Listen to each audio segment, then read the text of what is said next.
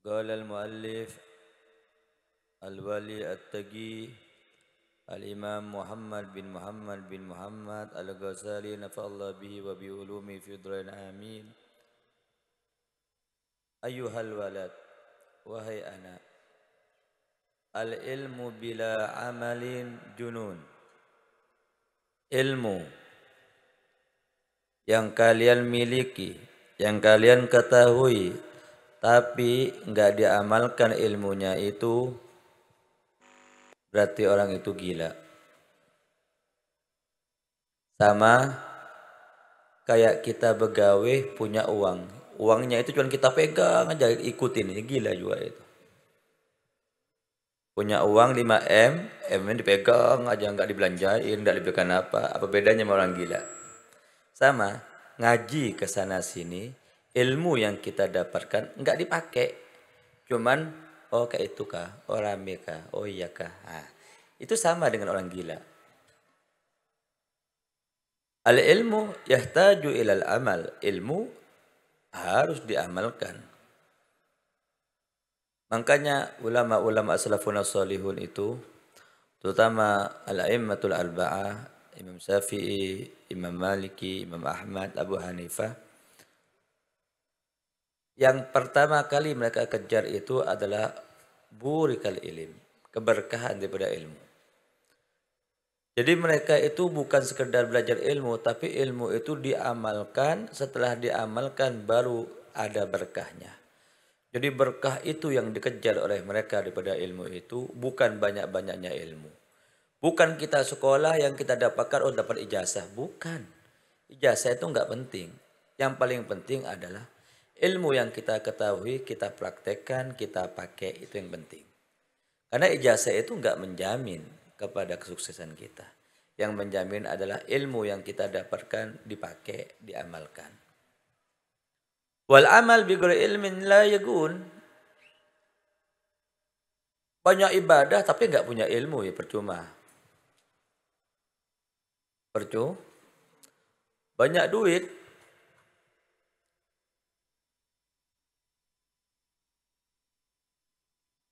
tapi enggak tahu cara membelanjakan, ya juga percuma. Jadi ilmu yang kita pakai, yang kita punya pakai, walaupun sedikit barokah. Berapa banyak Allah ngasih kepada seorang tuh uang, harta banyak, tapi enggak berkah. Akhirnya apa di uang banyak itu? Yang menikmatin anak-anaknya. Dia apa? Stroke, kencing manis, sakit lain-lainnya. Enggak menikmatin. Tapi kalau dikasih ilmu yang banyak, barokah. Kalau masih muda, bininya banyak, wah itu barokah. Bini banyak, uang banyak, betul? Itu barokah. Habib ini enggak barokah, bininya satu. Kurang barokah. Maka kalau Habib itu bininya sampai 4 ekor mungkin barokah. Amin kata Habib Sogi. Jadi kalau kita ngelihat orang alim itu iri, betul? Ngelihat orang kaya itu kepingin, ngelihat orang-orang punya bini banyak kepingin juga. Boleh higit kepingin kepada orang yang sukses. Coba ente bayangkan nanti mereka itu yang sukses-sukses itu bahagia. Di dunia bahagia, bininya banyak, masuk surga bahagia. Kan nikmat. Kita kaya, punya ilmu, bininya satu. Di dunia bahagia-bahagia, tapi nggak sebahagia bini banyak kan. Ente hidup di dunia, uangnya sedikit, bahagia. Tapi bahagia lagi kalau uangnya banyak. Hidup di dunia uangnya kecil, lebih bahagia lagi kalau rumahnya ganal. Hidup di dunia mobilnya sedikit, lebih bahagia lagi kalau mobilnya dari kita nggak boleh munafik. Kalau banyak pingin uang banyak, ya juga istri banyak juga bagi yang mampu, kayak nggak mampu kayak ulu ini nggak mampu. Masih belum mampu, tapi insya Allah suatu saat mampu. Oh amin ya Allah. Berarti banyak yang mengikutin gaya Habib ini. Ya banyak bangunan bagaimana mampu. Utang material terus. Allahumma sholli ala Muhammad. Insya Allah. Tidak apa-apa di sini 1 atau 2 atau 3, 4, tapi nanti di surga kalau kita masuk ke surga itu Bu, istri kita setiap kamar tuh ada 70 ekor. Nikmat surga. Bayangkan aja sakit kepala kita. Kawin satu aja punya bini cantik itu jujurannya mahal. Itu pun setelah 5 tahun gendut istri kita. Tapi kalau sudah di surga itu bini kita langsing, semampai, cantik, putih, nggak ada hitamnya. Ya Allah, ya Allah. Sungguh bahagia mereka yang wafat dalam keadaan husnul khotimah ya. Yang kita ini loh yang nggak jelas. Husnul khotimah apa su'ul khotimah? Ilmu dikit, amal sedikit, ya minimal cinta sama ulama. Makanya perbanyak ada ilmu-ilmu itu yang sangat manfaat. Di antaranya itu sedekah. Sedekah itu ilmu yang sangat bermanfaat. Manfaatnya apa? Sebesar apapun kita berbuat maksiat, kalau masih banyak sedekahnya dijaga oleh Allah. Karena sedekah yang banyak itu akan menahan murka Allah. Semaksiat apapun yang kita lakukan, tapi kita mesti ada sedekahnya, dijaga oleh Allah. Sehingga Allah tuh ngasih tahu, karena memang manusia itu banyak salah dan banyak dosanya, dan banyak lupanya. Sehingga Allah Ta'ala ngasih informasi, ente yang kaya banyak sedekah ya, ente yang miskin banyak istighfar. Oh wajib. Karena istighfar dan baca la ilaha illallah itu juga akan mengampuni dosa-dosa kita. Sehingga Allah Ta'ala itu saking sayangnya sama kita, perbuatan yang kita lakukan daripada perbuatan yang membuat murka Allah, Allah juga ngasih jalan keluarnya. Beda sama kita, kalau kita punya karyawan, karyawan kita dusta sama kita, nggak baik sama kita, ya, itu kita pecat. Mau kembali lagi nggak diterima. Tapi Allah Maha Karim, Allah Maha Mulia, Allah Maha Kasih Sayang. Sebesar apapun dosa yang kita lakukan, semasih kita mau minta ampun, minta tobat kepada Allah, dimaaf. Dari sini menunjukkan kasih sayang Allah tuh melebihi manusia. Manusia kalau ada maunya aja baik, tapi nggak ada maunya, lo gua. Tapi Allah nggak begitu. Jadi kalau kita memiliki sifat Ar-Rahman Ar-Rahim kasih sayang, walaupun istri kita jengkelin, tapi kan dia banyak kebaikan yang dilakukan sama dia sama kita. Tapi ketika kita ngelihat jengkelnya aja, sampai kapanpun, maka yang keluar daripada laki atau istrinya akan menjadi efek yang buruk kepada kita selamanya. Tapi kalau yang kita lihat daripada istri kita dan suami kita atau anak kita, efek positifnya, walaupun dia banyak melakukan perbuatan buruk sama kita, tapi kita tidak akan memandang itu. Yang kita pandang adalah masih banyak jasa kebaikan istri kita terhadap kita. Masih banyak jasa suami kita yang baik buat kita. Itu yang bagus. Ini enggak. Coba bayangkan istri mulai pagi ngelayanin laki, ini laki jengkel, marah, langsung dicap istrinya penjahat. Wah, enggak bagus, enggak boleh begitu. Biasanya manusia yang mengklaim suaminya nakal, suaminya jahat, itu istrinya lebih jahat biasanya. Atau istrinya yang suaminya mengklaim istrinya nggak baik apa, itu biasa suaminya yang nggak jahat. Kenapa? Karena dia tidak pernah husnudzon orang lain, bagaimana mau husnudzon sama dirinya. Orang yang punya nalar curiga sama satu sama lain, punya curiga sama orang lain, berarti dirinya itu sudah rusak. Tapi ketika mereka husnudzon sama orang lain, maka dirinya itu akan memperbaiki. Aku ini loh selalu dipantau oleh Allah, tapi aku masih nggak pernah merasa dipantau oleh Allah. Nah, di situ manusia harus sadar. Ini enggak yang diperhatiin orang lain, cowok ini diperhatiin. Seakan-akan dirinya itu sudah dijamin untuk surga, ini salah.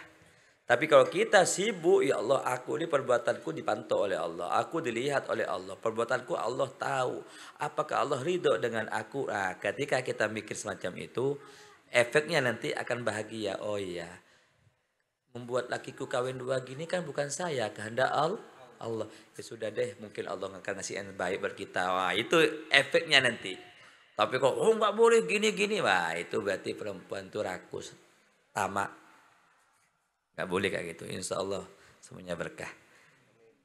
Yang lebih penting lagi, wa'lam annal ilma alladhi la yub'idukal yawm anil ma'asi wa la yahmiluka ala ta'ah. Ketahuilah, malam ini, hari ini, ilmu yang Anda ketahui tapi tidak membuat engkau jauh daripada perbuatan maasi dan tidak membawa engkau dalam ketaatan kepada Allah, maka kerugian dan kesialan yang akan kita dapatkan. Ingat, kita dari tadi duduk baca maulid, mendengarkan qasidah-qasidah memuji Nabi Muhammad. Yang diharapkan dari kita apa? Barokah. Barokah itu simpel, Bu. Barokah itu walaupun sedikit tapi terasanya banyak. Barokah itu sulit diucapkan daripada kata-kata. Saya punya teman itu, kerjaannya biasa aja. Rumahnya, ini Anda menceritakan guru saya di pondok. Dia kerjanya cuma ngajar. Rumahnya lebarnya berapa itu? 3,5 kali 10. Rumahnya Ustadi sebelum pindah yang baru ini. Waktu pertama kali kawin, dikaruniai oleh Allah anak kembar. Anaknya banyak, tapi dia asik sampai sekarang produksi terus anak. Ajib ya. Jadi di Pondok Dalwa itu ustadz-ustadz itu Anda lihat tuh nggak bekerja sedikit aja. Cuman anaknya banyak-banyak. Seneng dia memelihara anak itu. Beda sama kita. Dikasih anak 7 sudah lepah. Ikut KB kah. Ada yang diapakan. Dan itu kan titipan Tuhan. Makin banyak anak kan bagus. Memang ketika ente mendidik semacam ini. Agak sulit memang.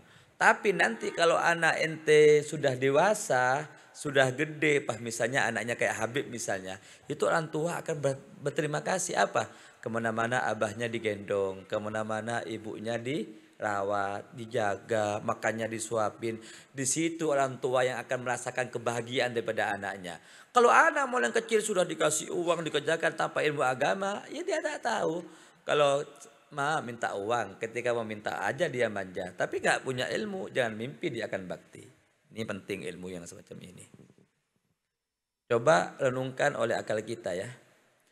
Kalau pian bu, pak, mempunyai anak, pas anak pian itu ahli ilmu, bakti sama orang tuanya, itu puncak kenikmatan hidup. Sudah berapa banyak orang-orang di antara kita itu kerja suaminya kada, bininya kada begawe, hidupnya mereka apa? Di mana ada maulidan dia hadir, ada yang jadi vokalis, sholawat kemana-mana. Tapi berkah makan kambing sampai gendut-gendut mereka makan ayam, nyaman-nyaman mereka makan, betul? Subhanallah, anaknya kawin, nyaman aja ngalir dengan mudah.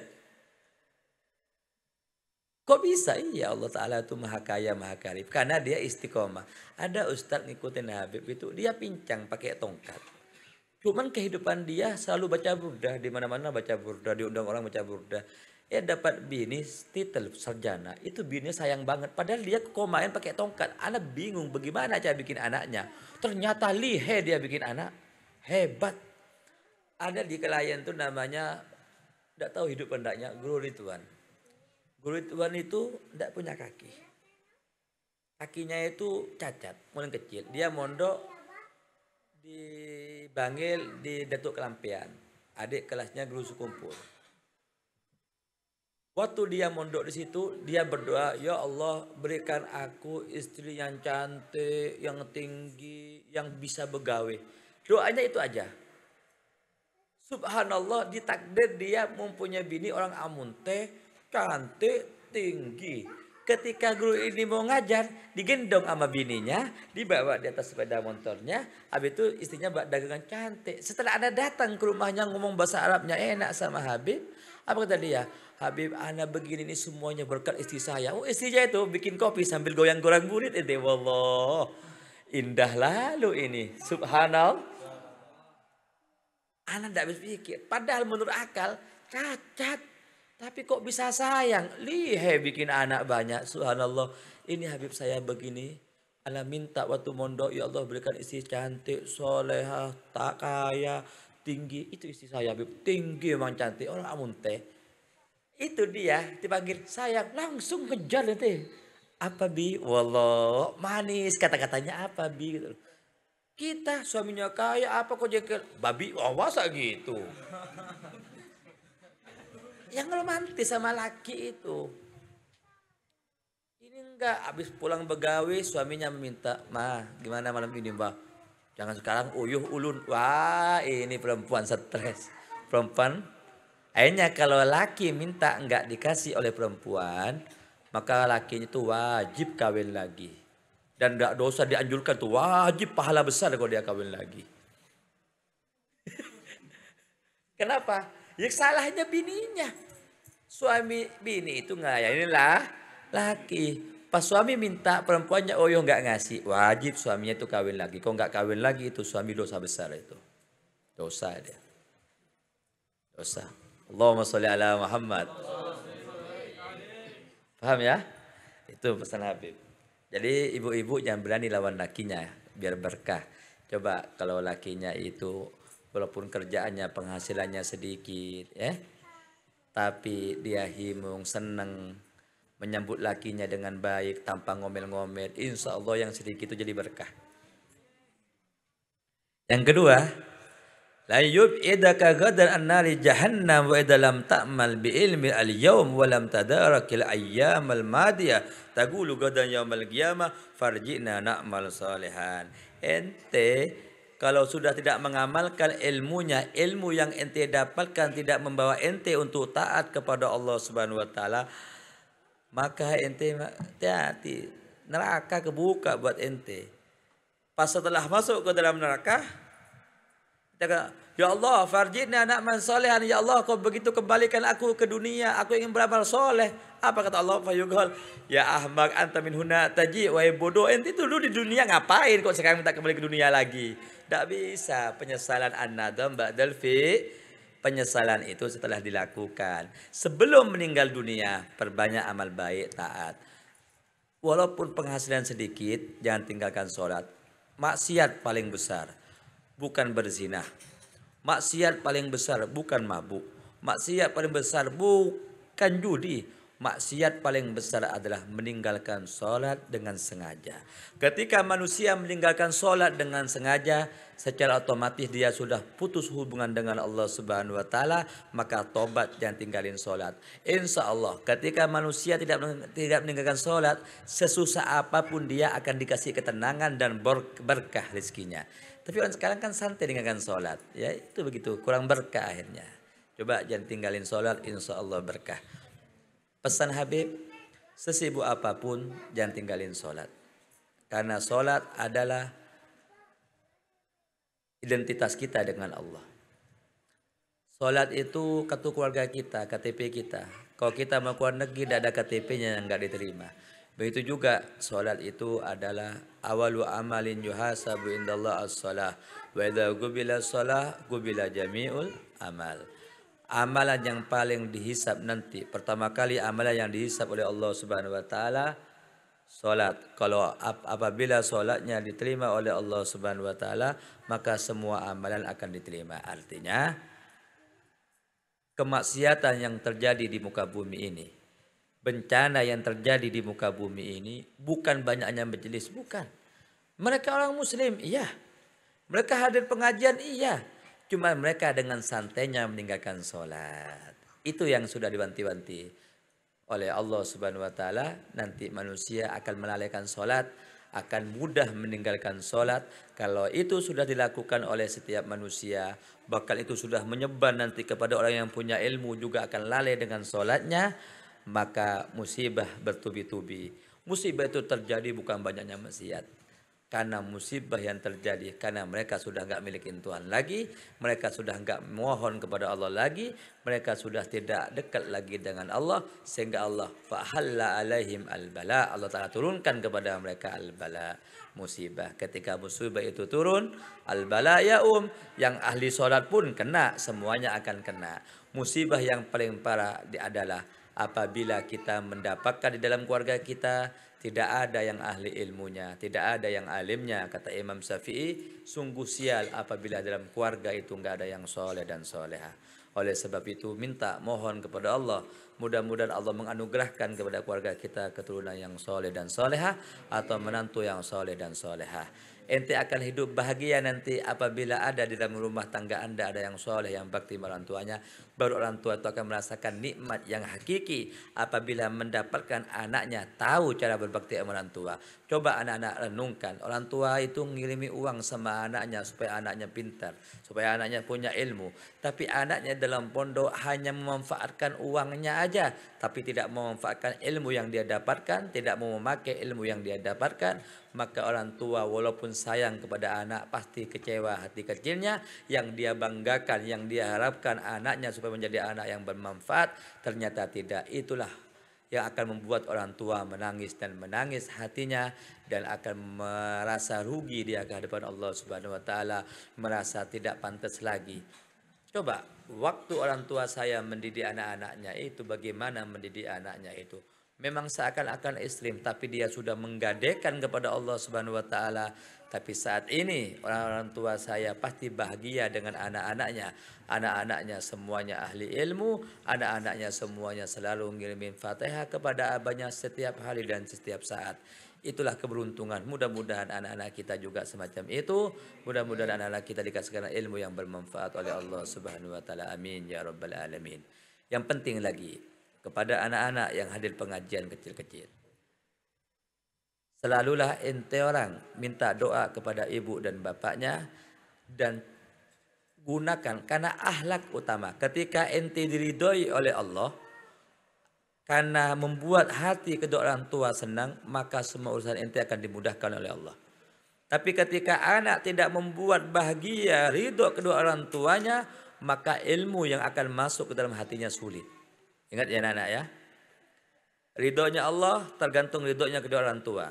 Tapi ketika ente mampu mencari ridhonya kedua orang tua, Allah secara otomatis ridho sama ente. Ketika Allah ridho sama ente, apa yang ente mau dipenuhi oleh Allah Subhanahu wa taala. Kenapa saya mondok lama-lama nggak paham tentang ilmu agama? Kenapa saya ngaji tidak bisa mengamalkan ilmu yang saya pelajarin? Oh, baktinya sama orang tua masih belum bisa. Satu, cara minta uang ke orang tua juga penting. Abah, kalau uang ulun habis, kalau ada rezeki kasih, nggak ada nggak apa-apa, doakan saya Abah. Itu yang benar anak-anak. Habib waktu mondok tidak pernah minta uang. Habib kerja usaha sendiri dulu. Sampai menikah pun, ini ngelihat saudara saya sampai menikah pun Habib nggak dikasih uang, disuruh cari uang sendiri. Ya, ada sahabat santri yang mampu kayak Habib. Allahumma sholli ala. Insya Allah berkah ya. Nah, yang sedikit ini manfaat. Kesimpulannya pada malam ini. Malam ini ente dapat ilmu.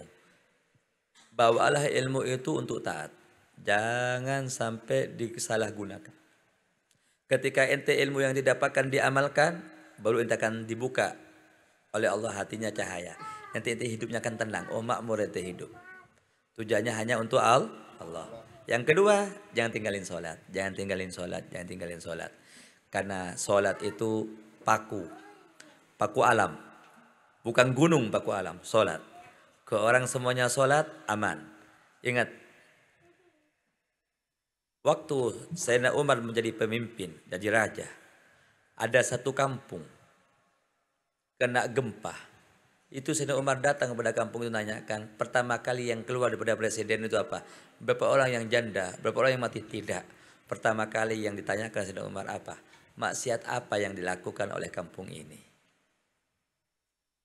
Otomatis maksiat itu terjadi karena sholatnya lalai. Mustahil orang sholat akan banyak maksiat. Fa inna sholata tanha anil fahsai. Jadi maksiat itu terbuktinya, ya mungkin dia sholat, cuman sholatnya belang kambingan. Ya mungkin dia sholat, cuman sholatnya nggak jelas betul apa keadaannya. Itu mungkin. Tapi kalau ente sholat betul-betul, mengharap kepada Allah, sholat itu menghadap Tuhan harus ada adab, tata cara menghadap Allah. Sama ketika ente mau menghadap pejabat, mau menghadap presiden, mau menghadap wali kota, ente ada aturannya, ada adab, apalagi menghadap Allah. Itu perlu adab. Naam, wallahu a'lam bishawab. Ya Rabbana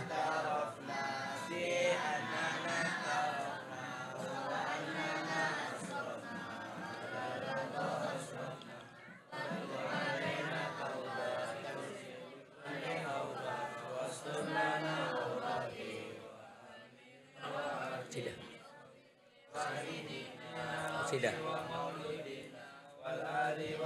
Ya Hanan ya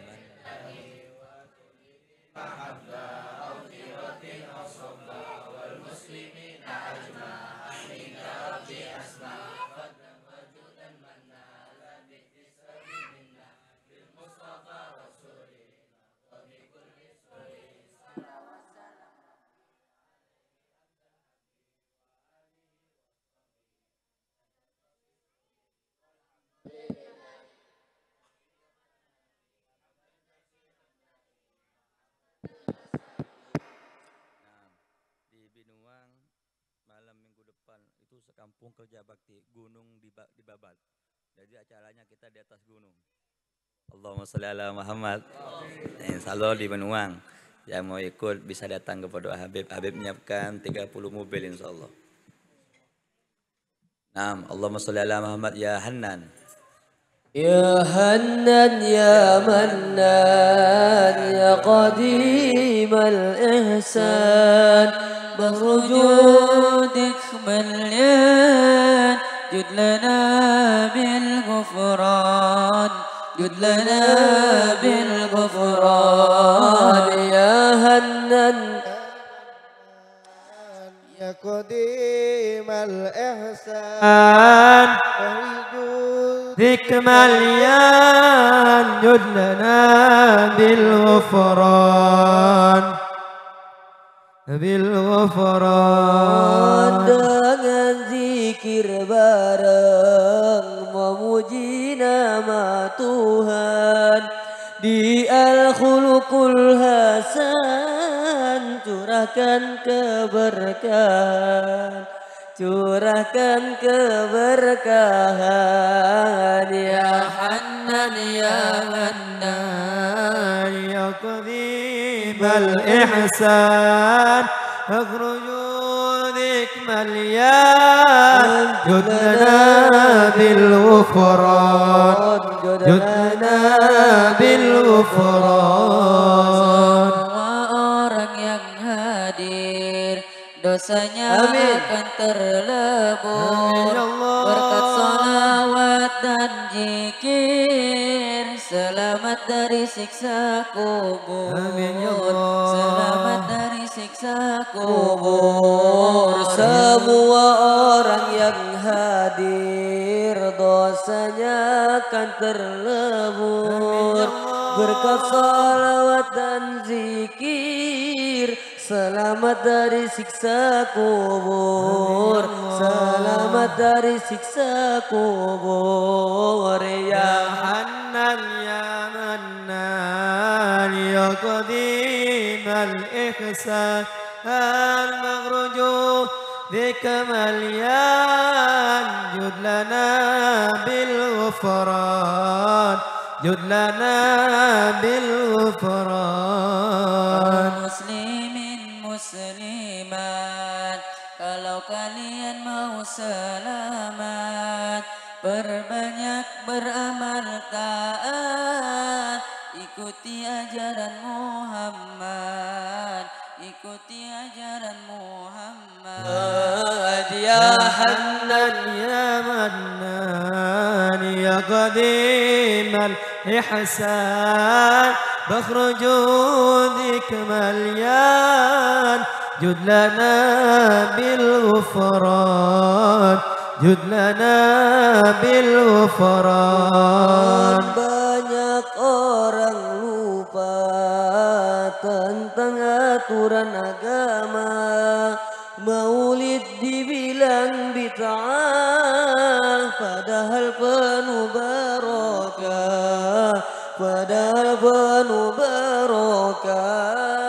يا حنان يا منان يا قديم الإحسان بخر جودك مليان جد لنا بالغفران جد لنا بالغفران